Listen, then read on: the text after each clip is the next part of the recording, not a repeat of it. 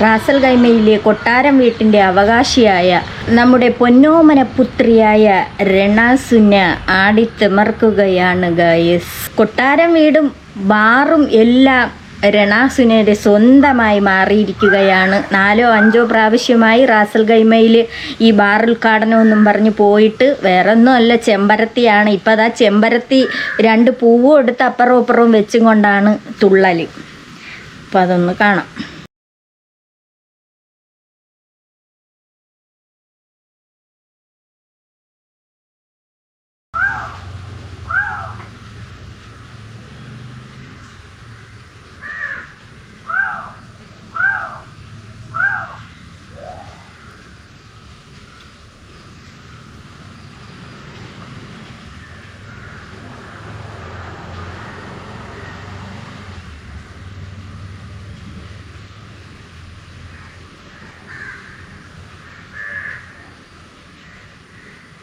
രേണു പണം സമ്പാദിക്കാനായിട്ട് റാസൽ ഖൈമയിലേക്ക് പോയിരിക്കുകയാണ്. 4 or 5 പ്രാവശ്യമായി പോയിട്ട് അവിടെ ചെന്ന് ഇതുപോലെ ബാർ ഉദ്ഘാടനം എന്ന് പറഞ്ഞുകൊണ്ട് അവിടെ ചെന്നിരുന്നു കൊണ്ട് രേണു ഓരോരുത്തരെ അങ്ങ് ചീത്ത വിളിക്കുകയാണ്. കമൻ്റ് ഇടുന്നവരെ ആയിരുന്നാലും വീഡിയോ ചെയ്യുന്നവരെ ആയിരുന്നാലും രേണു ചീത്ത കൊണ്ട് അയ്യര് കളിയായിട്ടിരിക്കുകയാണ്. വായി തോന്നണതാണ് രേണു പറഞ്ഞുകൊണ്ടിരിക്കുന്നത്. രേണുവിന് തന്നെ അറിഞ്ഞൂടാ രേണു എന്താണ് പറയുന്നതെന്ന്. ഓരോരുത്തരും വീഡിയോ ചെയ്യുന്നത് രേണുവിൻ്റെ അടുത്ത് പറയും. രേണു വെറും മോശമായ രീതിക്ക് ഡ്രസ്സുകൾ ധരിച്ചുകൊണ്ട് രേണു കോപ്രായങ്ങൾ കാണിക്കുന്നത് കൊണ്ടാണ് എടുത്തു വെച്ച് പ്രതികരിക്കുന്നത്. അത് രേണു ആദ്യം മനസ്സിലാക്കുക. എന്നിട്ട് അവിടെ ചെന്നിരുന്നു കൊണ്ട് പറയും എന്നെ നെഗറ്റീവ് പറയുന്നു, എന്നെ ഓരോരുത്തരും എടുത്തു വെച്ചിട്ട് വീഡിയോ ചെയ്ത് കണ്ടന്റ് ഉണ്ടാക്കുന്നു. യഥാർത്ഥത്തിൽ കണ്ടന്റ് ഉണ്ടാക്കുന്നത് രേണു ആണ്. രേണുവിന് നെഗറ്റീവ് കിട്ടണം, ജനങ്ങൾ ഒരുപാട് പേര് കാണണം. അങ്ങനെ ആകുമ്പോഴേ അതുപോലെ തന്നെ മെമ്പർഷിപ്പിലൂടെയും 45 രൂപയിൽ രേണു തുടങ്ങി ഇപ്പം 199 രൂപയായി. ഇനിയിപ്പം അതിലും കൂടുതൽ എന്നാണ് പറയുന്നത്. അപ്പൊ രേണുവിന് ഇതൊക്കെ കണ്ടപ്പോൾ ഭയങ്കര വിഷമം. ബാർ ഉദ്ഘാടനം ചെയ്യുന്ന അത് ഒന്ന് കണ്ടുവെക്കാം. ഉദ്ഘാടനത്തിന് വിളിക്കുന്നവരെ വേണം അടിക്കാൻ. ബാർ ഉദ്ഘാടനമായിരുന്നാലും അമ്പലങ്ങളിലായിരുന്നാലും എന്തിനാ എന്തോ ഇങ്ങനെ വിളിക്കണം. ഫുള്ള് നെഗറ്റീവ് ആയതുകൊണ്ടായിരിക്കാം ഇവളെ പിന്നാലെ ഇങ്ങനെ വിളിക്കുന്നതും. കുറച്ച് പേരറിയാം കുറച്ച് പേർക്ക് രേണുവിനെ അറിയാം. അതുകൊണ്ടാണ് ഈ ഉദ്ഘാടനം ചെയ്യാനായിട്ട് അവരൊക്കെ വിളിക്കണത്.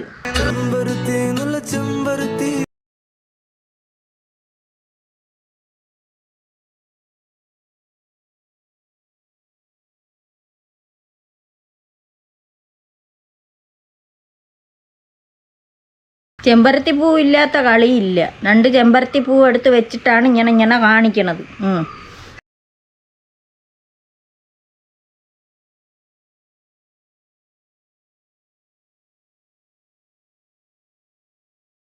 മുതുക്ക് കൂത്താട്ടം.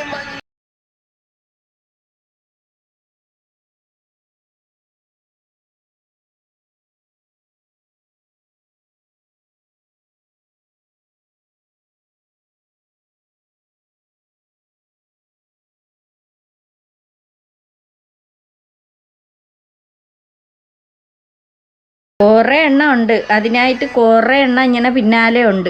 വലിയ വീട്ടിലെ രാജ്ഞിയാണ്. വലിയ വീട്ടിലെ ഇനിയിപ്പോൾ അവിടെ തന്നെ അങ്ങ് സ്ഥിരമാവും.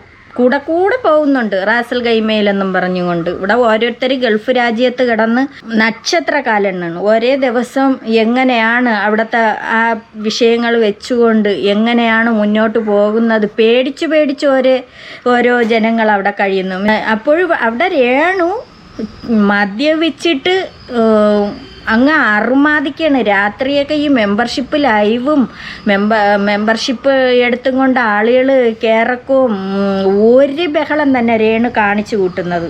രേണുവിനെ സപ്പോർട്ട് ചെയ്യുന്നവർ ഒരുപാട് പേരുണ്ടല്ലോ.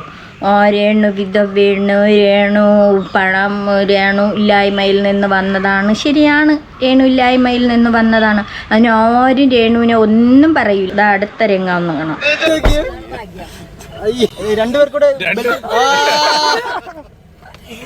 നിയമം തെറ്റിക്കില്ല.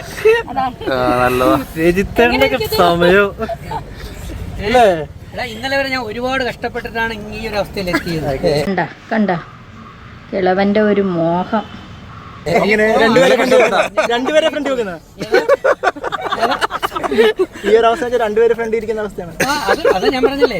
ഇതൊക്കെയാണ് രേണു. എല്ലാം സൂചേട്ടന് വേണ്ടിയിട്ട്, സൂചേട്ടന് വേണ്ടിയാണ് ഇതെല്ലാം കാണിച്ചു കൂട്ടുന്നത് രേണു. രേണുവിനെ കളിയാക്കിക്കൊണ്ട് മീഡിയക്കാർ ഒരുപാട് പേര് രംഗത്ത് വരുന്നുണ്ട്.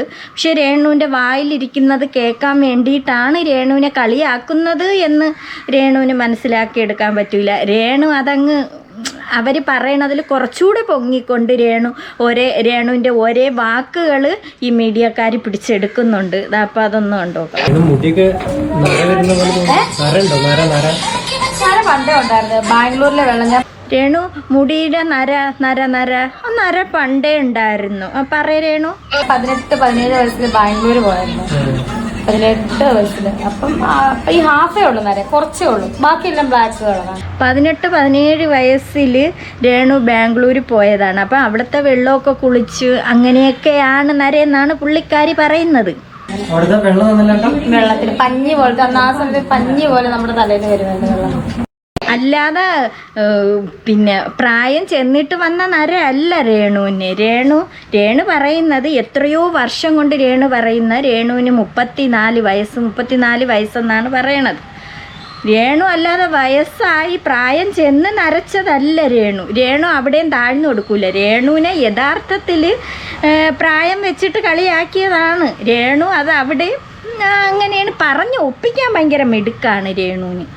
സുധി മരിച്ചതിന് ശേഷം രേണുവിന് വീടില്ലാതെ ഒരുപാട് കഷ്ടപ്പെട്ടു. നമ്മളെല്ലാവരും കണ്ടതാണ്. സ്റ്റാർ മാജിക്കിൽ അവിടെ അവർ ജോലി കൊടുക്കാമെന്ന് പറഞ്ഞിട്ട് പോലും രേണു അത് ഒഴിവാക്കുകയാണ് ചെയ്തത്. രേണു സമ്മതിച്ചില്ല. രേണുവിനെ അഭിനയിക്കണം. എന്തിനാണ് ഇതുപോലെയുള്ള അഭിനയം? ഇതൊക്കെ അഭിനയം എന്നാണ് പറയണത്. ഡ്രസ്സും അങ്ങോട്ട് മൊത്തത്തിൽ എടുത്ത് മാറ്റിയിട്ട് ഉള്ള പിന്നെ മെമ്പർഷിപ്പ് എടുക്കാൻ പറഞ്ഞ ആളുകളെ കൊണ്ട് മെമ്പർഷിപ്പ് ലൈവും തുടങ്ങി. നമ്മൾ 2-3 ജോലികളൊക്കെ സെറ്റാക്കി കൊടുത്തിരുന്നു. പക്ഷേ അവർ തന്നെ അതിൽ നിന്ന് പിന്മാറി പിന്നീട് ഈ ഫീൽഡിലേക്ക് പോവുകയായിരുന്നു. രേണുവിന് സ്റ്റാർ മാജിക്കിൽ ജോലി അവസരം കൊടുക്കാമെന്ന് പറഞ്ഞു. എന്നിട്ട് രേണു അതിൽ നിന്ന് പിന്മാറി. അതുപോലെ രേണുവിന് ഒരുപാട് ജോലി അവസരങ്ങൾ വന്നതാണ്. രേണു ഒന്നിനും പിടികൊടുക്കൂല. രേണുവിന് ഇതുപോലെ തന്നെ ഇങ്ങനെ തന്നെ വേണം. രേണു എന്തുകൊണ്ടാണ് ബിഗ് ബോസിൽ നിന്ന് ഇറങ്ങി വന്നത്? രേണു അവിടെ തിന്നും ഉറങ്ങും. ഇതായിരുന്നു രേണുവിൻ്റെ ജോലി. ബിഗ് ബോസിനകത്ത് വെറും വേസ്റ്റായിരുന്നു രേണു. അതിനകത്ത് എങ്ങനെയെങ്കിലും സഹി കെട്ടിട്ടാണ് ലാലേട്ടനും അവരെല്ലാവരും കൂടെ തീരുമാനിച്ച് രേണുവിൻ്റെ കൈ പിടിച്ച് ഇറക്കി അങ്ങ് വിട്ടു. നീ ഇറങ്ങിപ്പോ എന്ന് പറഞ്ഞുകൊണ്ട് 30-35 ദിവസമായപ്പം ഇറക്കി വിടുകയാണ് ചെയ്തത്. രേണു ഹനാനും തമ്മിൽ കൂട്ടായിരുന്ന സമയത്ത്, ഫ്രണ്ട്സ് ആയിരുന്ന സമയത്ത് അവർ തങ്ങളിൽ പറഞ്ഞ ഒരു കാര്യം, രേണു പണം കാണുമ്പോൾ നിന്ന നിലയ്ക്ക് മാറും. ആ സ്വഭാവമാണ് രേണുവിൻ്റെ. രേണു ഇപ്പോൾ കോടീശ്വരി ആയില്ലേ. ഓരോരുത്തരും രേണുവിനെ കൊണ്ട് നടക്കുന്നത് രേണു കണ്ണാണ്, മുത്താണ്, സ്വർണ്ണമാണ്, ഡയമണ്ടാണ് എന്നും പറഞ്ഞാണ് എവളെ വെച്ചോണ്ടിരിക്കണത്. അപ്പോൾ ഇവള് അത് കണ്ട് കുറച്ചുകൂടെ അങ്ങ് എന്തോ രേണുവിന് കിട്ടിയ നിധി പോലെ അങ്ങായി. പണം എന്നുള്ളൊരു ചിന്തയിൽ രേണു പോയി. ഒന്നുമില്ലായ്മയിൽ നിന്ന് വന്നതാണ്. അപ്പോഴേ രേണുവിന് പണം കണ്ടപ്പോൾ രേണു മതിമറന്ന് പിന്നെ രേണുവിന് എങ്ങനെയും പണം സമ്പാദിക്കണം എന്നുള്ളൊരു രീതിക്കായി. എന്ത് ചെയ്തിട്ട് വേണമെങ്കിലും രേണുവിന് പണം വേണം. അതുകൊണ്ടാണല്ലോ ഈ ഒരു പണം കൊടുത്തിട്ട് രേണുവിൻ്റെ ഇത് കാണാനായിട്ട് ഓരോരുത്തർ കയറണം എന്ന് പറഞ്ഞുകൊണ്ട് 45 രൂപ വെച്ച് തുടങ്ങിയത്. അപ്പോൾ ഹനാന് രേണുവിനെ പറ്റി കുറച്ച് കാര്യങ്ങളൊക്കെ പറഞ്ഞായിരുന്നു. നാട്ടില് ഈ സുധി ഉള്ളപ്പോഴാണോ സുധി മരിച്ചപ്പോഴും? ഉള്ളപ്പോഴും ഉണ്ടായിരുന്നു. ഒരു പയ്യനായിട്ട് അവിടെ ബന്ധമുണ്ടായിരുന്നു നാട്ടില്. ഈ സുധി ഉള്ളപ്പോഴാണോ സുധി മരിച്ചപ്പോഴും? ഉള്ളപ്പോഴും ഉണ്ടായിരുന്നു. ശരി. ഉള്ളപ്പോഴും ഈ സുധിച്ചേട്ട അറിയാണ്ട് ഇവൾക്ക് 1-2 റിലേഷൻ ഉണ്ടായിരുന്നു. ഇവളുടെ അത്ര പ്രായമില്ല. പയ്യൻ എത്ര 20 വയസ്സിന്റെ ഉള്ളൂന്ന് കേൾക്കണം. 20-25 അതിന്റെ ഉള്ളിലുള്ള പയ്യന് പ്രായം. ആ പയ്യനായിട്ട് എന്താ പറയാ, ഇപ്പൊ നമുക്ക് ഫിസിക്കൽ നീഡ്സ് കാര്യങ്ങളൊക്കെ ഉണ്ടാവുമല്ലോ. അപ്പൊ ആ ഒരു രീതിയിൽ ഇവള് എന്തായി ഫിസിക്കലി റിലേഷനായി. അങ്ങനെ റിലേഷനായിട്ട് ഇവള് പ്രഗ്നന്റ് ആയി. വേണോ? ഇവള് പ്രഗ്നന്റ് ആയി. അപ്പൊ എന്താ വെച്ചാ ഈ കാര്യം എനിക്കും ആ കൂട്ടുകാരിക്കും പിന്നെ ഇവള് ആശുപത്രിയിൽ കൊണ്ടുപോകാൻ ഹെൽപ്പ് ചെയ്തൊരു ചേച്ചി കൂടി ഉണ്ടായിരുന്നു. ഈ 3 പേർക്ക് കാര്യം അറിയുള്ളായിരുന്നു. അങ്ങോട്ട് വലിയ വിഷമായി. കാരണം നമ്മൾ അത്രമാത്രം എനിക്ക് തിന്നാൻ തന്നെ ആഹാരം ഉണ്ടായിരുന്ന ബിസ്ക്കറ്റ് ഓട്സാ. അതുവരെ ഞാൻ എന്താ പറയുക അതിന്റെ പകുതി കൊടുത്ത് എന്താ പറയുക ജീവിതത്തിന്റെ ഭാഗമായിട്ട് അത്രയും വാല്യൂ ചെയ്ത് എന്റെ അത്രയും ആത്മാർത്ഥമായിട്ടൊരു കൂട്ടുകാരിയായിട്ട് കണ്ടിട്ട് ഞാൻ കണക്ക് പറയല്ല, എനിക്ക് അത്രമാത്രം ആത്മാർത്ഥം എന്റെ ഉള്ളിലുണ്ടായിരുന്നു. അപ്പൊ ആ ആത്മാർത്ഥം ഒരു കൂട്ടുകാരി നമ്മളെ കുറിച്ച് കുറ്റം പറഞ്ഞ് പിന്നീന്ന് കുത്തിന്ന് കേൾക്കുമ്പോ നമുക്കൊരു വിഷമം ഉണ്ടാവില്ലേ? ആ ഒരു വിഷമം സ്വാഭാവികമായിട്ട് എനിക്കുണ്ടായി. അപ്പൊ എന്താന്ന് വെച്ച് കഴിഞ്ഞാൽ ഇവള് പറഞ്ഞു, ആ കൂട്ടുകാരിനെ വിളിച്ച് പറഞ്ഞു, തെറ്റായിട്ടുള്ള രീതിയിലൊക്കെ പറഞ്ഞു, അവളായിട്ടൊന്നും കൂടണ്ട, അവള് ചിലപ്പോ കൊണ്ടുപോയി കൂട്ടി കൊടുക്കും, ഈ രീതിയിലൊക്കെ വർത്താനം പറഞ്ഞു. മോളെയാണോ? എന്നെ കുറിച്ച്. അപ്പൊ ഞാൻ മനസ്സാ വാച കർമ്മണ ആ കുട്ടീനൊന്നും അങ്ങനെയൊന്നും ചിന്തിച്ചിട്ടും കൂടിയില്ല. ഞാൻ പറഞ്ഞതെന്ന് വെച്ചാൽ നിനക്ക് വേറെ ലൈഫ് നോക്കിയതിന് രേണുവിന് വേറെ 21 എത്ര വയസ്സായ ഒരു കൊച്ചു പയ്യനുമായിട്ട് റിലേഷനായിരുന്നു. അതിൽ രേണു പ്രഗ്നൻ്റ് ആയി. അതിനുശേഷം അത് അബോർഷൻ ചെയ്ത് കളഞ്ഞു. ഇതാണ് അവിടെ നടന്നത്. അത് വേറെ ആരുമായിട്ടാ, വേറൊരു കൂട്ടുകാരി ഉണ്ടായിരുന്നു. അങ്ങനെയൊക്കെ ഹനാനുമായിട്ട് അറിഞ്ഞ്, എന്നിട്ട് ഹനാൻ അത് തിരിച്ചറിയുകയും ചെയ്തു. അപ്പോൾ ഇതാണ്. അപ്പോൾ ഇതിനെ പ്രതികരിച്ചുകൊണ്ട് രേണു രംഗത്ത് വന്നിട്ടുണ്ട്. ഹനാൻ പറഞ്ഞ പഴയ കഥകൾ വീണ്ടും വോയിസ് ആയിട്ട് കുത്തിപ്പൊങ്ങുന്നുണ്ട്. പുള്ളിക്കാരിക്ക് ഭയങ്കര വിഷമമുണ്ട്. ഈ ഹനാൻ പറഞ്ഞത് സത്യമാണ് എന്നുള്ളത് ഇപ്പം ജനങ്ങൾക്ക് പൂർണ്ണമായിട്ടും ബോധ്യം വന്നു. ഒരുപാട് നാളായി ഹനാൻ ഇങ്ങനെ പറഞ്ഞിട്ട് അതിനുശേഷം രേണു പ്രതികരിച്ചില്ല. ഇത്രയും ദിവസമായിട്ട് രേണു പ്രതികരിച്ച് രംഗത്ത് വന്നില്ല. ഇപ്പം എന്തോ പുള്ളിക്കാരി ഭയങ്കര ടെൻഷൻ വന്ന്, ആ മുഖമൊക്കെ കണ്ടാലറിയാം, ടെൻഷനോടുകൂടി രംഗത്ത് വന്നിരിക്കുകയാണ്. പുള്ളിക്കാരി എന്തായാലും കൊണ്ടുപോയി അബോർഷനാക്കിയൊക്കെ കളഞ്ഞു. വേറെ ആരാ കൂടി ഹെൽപ്പ് ചെയ്യാനൊക്കെ ഉണ്ടായിരുന്നു. അങ്ങനെ അതൊക്കെ പറയുന്നുണ്ട്. പുള്ളിക്കാരിയുടെ വിഷമം നമുക്കൊന്ന് കാണാം. പലരും അത് ഇടുന്നുണ്ട്, പലരും അത് എൻജോയ് ചെയ്യുന്നുണ്ട്. നേരത്തെ എൻജോയ് ചെയ്തിട്ടുണ്ട്. ലോകത്തിൽ ഞാൻ മാത്രമാണല്ലോ ഇനിയിപ്പോൾ അങ്ങനെ ചെയ്താലും ചെയ്ത ഒരു പെണ്ണല്ലേ. ഓക്കെ, ശരി, ഓക്കെ, സെറ്റ്. ഞാനത് വേണ്ടെന്ന് വെച്ചുകൊണ്ടിരിക്കുവായിരുന്നു, അതിനെപ്പറ്റി പ്രതികരിക്കുന്നില്ലെന്ന്. ഞാനൊരു കാര്യം ചോദിച്ചോട്ടെ, അല്ലാത്തവരുടെ ഒക്കെ എടുത്ത് അവൾ ചാടുന്നല്ലോ. ഇത് ഹനാൻ പറഞ്ഞത് കള്ളമല്ല എന്നിപ്പം മനസ്സിലായി. അതിനെന്ത് പ്രശ്നം, അതിനെന്ത് കാര്യം? നിനക്ക് ചെയ്യാമെങ്കിൽ പിന്നെ അത് പറഞ്ഞൂടെ? അതെടുത്ത് വെച്ച് പറയുന്നതിൽ ഇപ്പം എന്താണ് തെറ്റ്? രേണു അത് ചെയ്ത കാര്യമല്ലേ. എങ്കിന്നാ രേണു ഇപ്പം ഇത്രയും നാളായിട്ട് രംഗത്ത് വരുമായിരുന്നല്ലോ. ഇതിപ്പോൾ ഇതിനിടയ്ക്ക് വെച്ച് ഇപ്പോൾ 1.5 വർഷം കണ്ടായി ഈ സംഭവം നടന്നിട്ട്, ഹനാൻ പറഞ്ഞിട്ട്. ഇത്രയും നാൾ എന്തുകൊണ്ട് രേണു രംഗത്ത് വന്നില്ല? സത്യമാണോ? നിനക്കൊക്കെ എന്തിൻ്റെ കേടാണ്? നാണമാകുന്നില്ലേ അത് പിന്നെയും കുത്തിപ്പൊക്കി എന്നെ പറ്റി ഇങ്ങനെ സംസാരിക്കാൻ? അപ്പം ചെയ്തിട്ടുണ്ട്. അപ്പം രേണു അത് സത്യം തന്നെ ഹനാൻ പറഞ്ഞത്. രേണു സത്യം പറഞ്ഞുകൊണ്ട് രംഗത്ത് വന്നിട്ടുണ്ട്. സുഹൃത്തുക്കളെ, രേണു രംഗത്ത് വന്നിട്ടുണ്ട്. ഓക്കെ, ശരി. നിങ്ങളിങ്ങനെ സ്ഥാപിക്കുന്നവർ ഏതായാലും ഞാൻ എന്താ പറയുക, ദിവ്യമായിട്ടൊന്നും അങ്ങനെ ആവത്തില്ലല്ലോ. അപ്പം നിങ്ങളൊരു കാര്യം ചെയ്യും, അതിൻ്റെ ഉത്തരവാദിയെ നിങ്ങൾ കൊണ്ടുവന്നിട്ട് നിങ്ങൾ ബാക്കി കാര്യം ചെയ്യും. അല്ല ഇപ്പം എനിക്കെന്താ പറയാൻ പറ്റുന്നത്? നിങ്ങൾ ഹോസ്പിറ്റലിൽ പറയുന്നു, അങ്ങനെ ചെയ്തെന്ന് പറയുന്നു. ഞാൻ ഇതിനെപ്പറ്റി ഒന്ന് പ്രതികരിക്കാതിരിക്കുമായിരുന്നു. കാരണം ഹനാൻ എൻ്റെ ഒരു സുഹൃത്തായിരുന്നു. പുള്ളിക്കാരി എങ്ങനെയാണ് ഇങ്ങനെ തിരിഞ്ഞെന്നും എനിക്കറിയില്ല. ഞാനൊരു കുറ്റം പറഞ്ഞായിട്ട് എങ്ങും കാണുന്നില്ല. പിന്നെ അവരെന്താണ് തിരിഞ്ഞെന്ന് എനിക്കറിയില്ല. അത് രേണുവിനല്ലേ അറിയാവൂ ഉത്തരവാദി ആരാണെന്ന്. അതിന് ബാക്കിയുള്ളവർക്ക് അറിയാൻ പറ്റുമോ? രേണുവിന് അറിയാമല്ലോ. രേണു ഇപ്പം ആരെടുത്താണ് പറഞ്ഞത് അവർക്കറിയാമല്ലോ ഉത്തരവാദി. രേണുവിൻ്റെ കാര്യങ്ങൾ ഫുള്ള് പറഞ്ഞു കൊടുത്ത ആരെടുത്താണ്? അവർ തന്നെയാണല്ലോ ഈ കാര്യം വെളിയിൽ വിട്ടത്. അതുകൊണ്ടാണല്ലോ ഹനാൻ അറിഞ്ഞത്. എങ്ങനെയാണ് ഇങ്ങനെ തിരിഞ്ഞെന്നും എനിക്കറിയില്ല. ആണിപ്പോൾ കുഴപ്പമായത്. ഹനാൻ തിരിഞ്ഞതാണിപ്പോൾ കുഴപ്പമായത്. ഹനാനെ തെറ്റിപ്പിച്ചത് നീയല്ലേ. നിനക്ക് കുറേ പണം തലയ്ക്ക് കയറിയപ്പോൾ ഹനാനെ എടുത്ത് അപ്പുറത്തോട്ട് കളഞ്ഞു. ഹനാൻ പാവമാണ്. ആ കുട്ടി മീൻ കച്ചവടത്തിലൂടെ കയറി വന്ന ഒരു പെൺകുട്ടിയാണ്. അവൾ വെറും പാവമാണ്. ഇപ്പം അത്യാവശ്യം അതിന് ജീവിക്കാനൊക്കെ ഉണ്ട്. എന്നാലും ഇത്രയും കഷ്ടമൊന്നും ഇല്ല. ഇതേ കണക്കൊന്നും മീഡിയയുടെ മുന്നിൽ വന്നിരുന്ന് ചാടുകയോ ഒന്നും ചെയ്യണില്ല. അപ്പോഴേ രേണുവിൻ്റെ കാര്യങ്ങൾ അങ്ങനെ പറഞ്ഞാണ്. ഈ രേണുവിൻ്റെ ഈ അഹങ്കാരം വെച്ചിട്ടുള്ള ആരെടുത്തും എതിർക്കുന്ന ഒരു രംഗം വെച്ചിട്ടും അതുപോലെ ഒരുപാട് പേരെ രേണു സങ്കടപ്പെടുത്തിയിട്ടുണ്ട്. ഞാനൊരു കുറ്റം പറഞ്ഞായിട്ട് എങ്ങും കാണുന്നില്ല. പിന്നെ അവരെന്താണ് തിരിഞ്ഞെന്ന് എനിക്കറിയില്ല. ഇപ്പം അവരെൻ്റെ കൂട്ടുകാരിയല്ല. കാരണം എന്നെപ്പറ്റി അനാവശ്യം പറഞ്ഞ അനാവശ്യം ഉള്ളതല്ലേ രേണു പറഞ്ഞത്. അനാവശ്യം പറഞ്ഞെന്നാൽ അതങ്ങനെ പറയരുതേ. അനാവശ്യമാണോ ഇത്? ഇതുള്ള കാര്യമല്ലേ. രേണു എന്തായാലും സമ്മതിച്ചല്ലോ, അത് മതി. അവരെൻ്റെ കൂട്ടുകാരിയല്ല. സോ എന്താണ് ഇതിൻ്റെ അടിസ്ഥാനം എന്നറിയാതെ വെറുതെ എന്നെ ഇട്ടി ക്രൂശിക്കുന്നവരോട് ഞാൻ പറയാം, എന്തായാലും ഞാൻ സ്വന്തമായിട്ട് ദിവ്യ ഗർഭം ഒന്നും ധരിക്കത്തില്ലല്ലോ. അപ്പം ഞാൻ ആ ഗർഭം ധരിച്ചു. സുധിച്ചേട്ടൻ വേറൊരു വോയിസ്, സുധിച്ചേട്ടനുള്ളപ്പോൾ ഞാൻ ആരാണ്ട ഗർഭം ധരിച്ചെന്ന്. നിനക്കൊക്കെ നാണമാകുന്നില്ല? നിന്റെയൊക്കെ വീട്ടിലെ കാര്യം അന്വേഷിക്കാനുള്ളതിന് ഈ രേണുസുതി എന്ത് കാണിക്കുന്നതെന്ന് നോക്കി നടക്കുന്ന ചെറ്റ. നീയല്ലേ രേണു എല്ലായിടത്തും പറഞ്ഞുകൊണ്ട് കിടക്കുന്ന ഒരേ കാര്യങ്ങൾ? നീയാണല്ലോ മീഡിയയുടെ മുന്നിലും ഓരോന്ന് ഇട്ട് കൊടുക്കണം. അപ്പോൾ ഇങ്ങനെയൊക്കെയുള്ള കാര്യങ്ങൾ ഇട്ട് കൊടുക്കുമ്പോൾ ഒന്ന് ഓർമ്മിക്കണം. ബാക്കി ഏതൊരു കാര്യമായിരുന്നാലും വെറുതെ ഇല്ല മോശമായ രീതിക്ക് വേറും അപരാധം പറയത്തക്ക രീതിക്ക് വന്നിരുന്ന് മീഡിയയുടെ മുന്നിൽ നിനക്ക് റീച്ചാവാൻ വേണ്ടി നീ ഓരോന്ന് പറയുന്നുണ്ട്. അപ്പം ഇത് പറഞ്ഞപ്പോൾ രേണുവിന് നൊന്തു പോയാ? ഇത് പറഞ്ഞപ്പോൾ രേണുവിന് തട്ടിപ്പോയാ? എന്തോ ഒരു വിഷമാ മുഖത്ത് ആണല്ലോ നീയൊക്കെ. നാണോ മാനമില്ലേ? ഹനാന്റെ വോയിസിനോട് പ്രതികരിക്കാൻ എനിക്ക് സൗകര്യമില്ല. അത് കൊള്ളാലോ. ഹനാന്റെ വോയിസിന് റിപ്ലൈ കൊടു രേണു. അതാണ് അതിൻ്റെ ശരി. ഹനാൻ പറഞ്ഞ വോയിസിന് റിപ്ലൈ കൊടുക, അതാണ് ശരി.